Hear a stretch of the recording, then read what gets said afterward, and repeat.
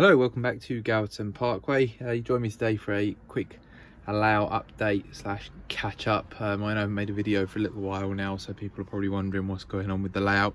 Not a lot's happened in the loft, truth be told, but I'll give you a rundown of what I've been doing lately, talk you through some plans for the layout, talk you through my plans for the exhibition layout as well, and discuss a couple of recent things that I've done, trips to Worley, etc. And we'll catch up a bit over the course of the next few minutes in this video. So as far as the layout itself goes, there's not been much in the way of progress on it. To be honest, I haven't spent a lot of time up here recently. I've just come to the end of my exhibition season with Bradwell Point, and just been getting to the point where I've had a little break from things. Me and my mate that does the show with me have had a few shows back to back.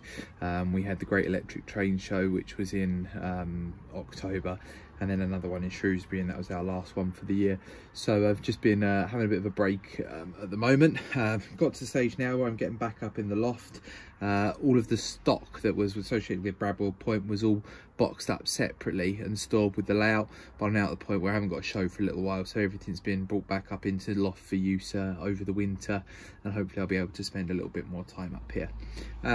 You see, looking through this image at the moment, that there's not really much on the layout at the minute, and that's purely because I've pulled everything off the track to clean it.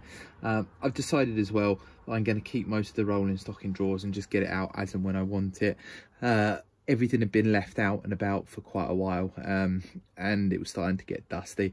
I don't think it's the best way really to look after the stock, so I'm just going to get things out when I need them and use them. But in the meantime, everything else has come off the layout. It's given me a good opportunity to clean all the tracks and get those sorted, and it means that when I come up here I can have a nice running session without any issues with reliability. So that's why everything's looking empty at the moment. I have done a little bit of work over behind the fuel point, which is where one of the last videos finished off, so we'll go over there and have a quick look and see what's been done. Okay, so here's an overview of the area now behind the fueling point, which is pretty much where the last video ended. You'll see I've removed the previous retaining wall that was in this section. It was actually really annoying me and I didn't like it, so I've taken it up. I was never quite sure scenically what to do with this corner of the layout, so I've decided to landscape it as a hillside. It's going to blend in a lot better with the cutting that I've put at the other end of the layout, and will help with the transition between the countryside and the town scene, and hopefully make things a lot more natural. At the minute, I've only got to the stage of building up the side of the bank with foam. It's some insulation foam that I bought from B&Q. It's all been cut with a hot wire cutter, and I'm just going to build that up with grass and then possibly have a look at putting something on the top. I'm not quite sure what, maybe a little bit of a scene of a road or something, but nothing too complicated. The next step will be to go over all of this with plaster cloth and get a nice solid even finish on it. As mentioned on the last layout update, I was looking at perhaps adjusting some of the track configurations coming into the throat of the yard, and I did an extra spur where I've placed this set of points that'll allow me then to run stock directly through from the Loco stabling point without affecting the main line. I found this set of curve points underneath the layout which have previously been used. They've been weathered, etc., where they've been on a previous layout. They're in perfectly good reusable condition, so a project for over the next few weeks and months will be to get that in place. I'll have that extra loop in where I'll be able to then run items from the Loco stabling point over the other side and round and into the freight yard here to pick up a train, etc. So I think that's going to work better, and it'll give me better flexibility with running. One of the other jobs I'm hoping to do is start to install some point motors throughout the layout. Now, I haven't actually installed anything throughout the main scenic area of the layout. Originally I wasn't going to, because the layout was half the size it is now, so it was all within arm's reach, but as the layout's grown I think I'm going to have to start putting point motors in, so I'm going to look at investing in those. It'll be a good long-term investment, as if and when I eventually decide to move house, I'll be able to take all the points motors with me, so it'll be invested in something that will be around for a long time, whether it be on this layout or it's whatever form it takes when I move house. I am planning hopefully to move house within the next few years or so this layout will come to an end, so I am trying to focus on only doing things with this layout that are going to have minimal financial impact, and also allow me to actually be able to recycle them on another layout going forward.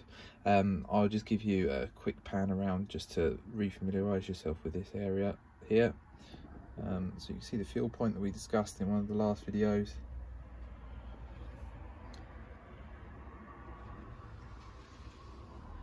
And then there's the embankment.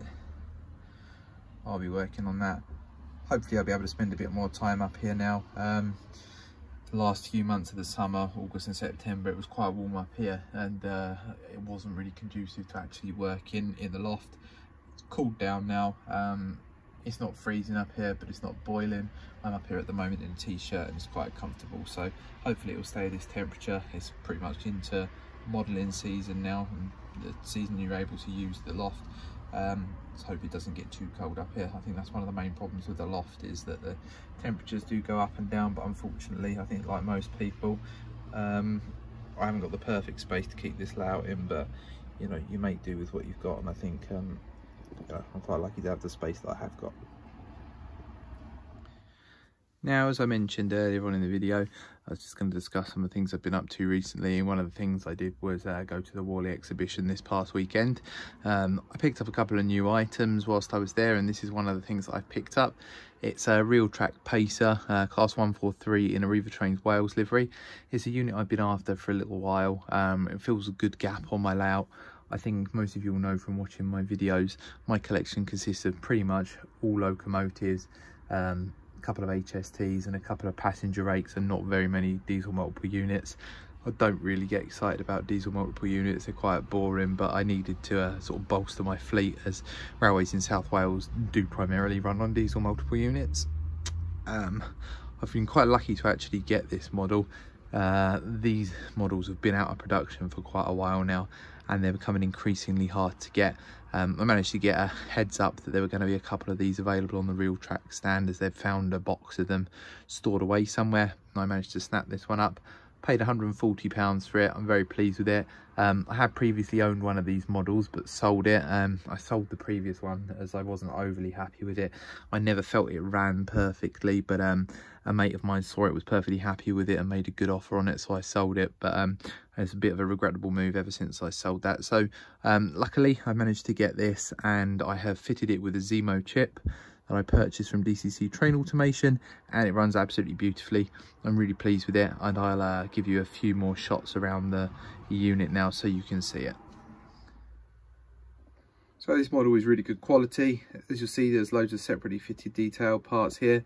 One of the weirder things about the model is Real Track's choice to use this weird orange-red fluorescent seating colours inside the model, and it shows up a hell of a lot considering the model is lit throughout. So that's something that I'll address in the future. I'll rip everything out and paint it all into a more prototypical colour, and hopefully it'll improve the look of the model. I'll also look to fit a crew in the cab and look to fit some passengers in the back, just to give it a more authentic appearance. I may go for the full-on commuter rush hour style train and absolutely cram it full to stand in and see how that looks. But yeah, it's a decent looking model. I'll show you some of the other features on it now. So the model features full directional lighting, as you'd expect from a new or a newer model. I think these models were originally released a few years ago, so it's been around a little while now, but it's up to a really good spec. Lights are really nice. Now the way this model works, you've got a motor car, and there's an electrical contact between the dummy car and the motor car. The DCC decoder for the unit is located in the dummy car. Now, just a word of warning, if you do manage to chance upon one of these or buy one, they are an absolute pig to DCC fit. If you're not experienced with fitting chips in locomotives or units, or taking units apart, I'd recommend you do seek the help of someone that knows what they're doing with this, because it is tricky. You need to take the body off, you need to remove a lighting bar, then once you've removed the lighting bar, you then need to remove the floor of the unit. So it is a tricky job, and probably one of the more negative points about this model is the fact that if you want to fit it with DCC, it's not the easiest task in the world. But I'm pretty pleased with this. I think, as you can see, the finish on the model is quite nice. It will just benefit from a weathering around the frames, and it will look good to go.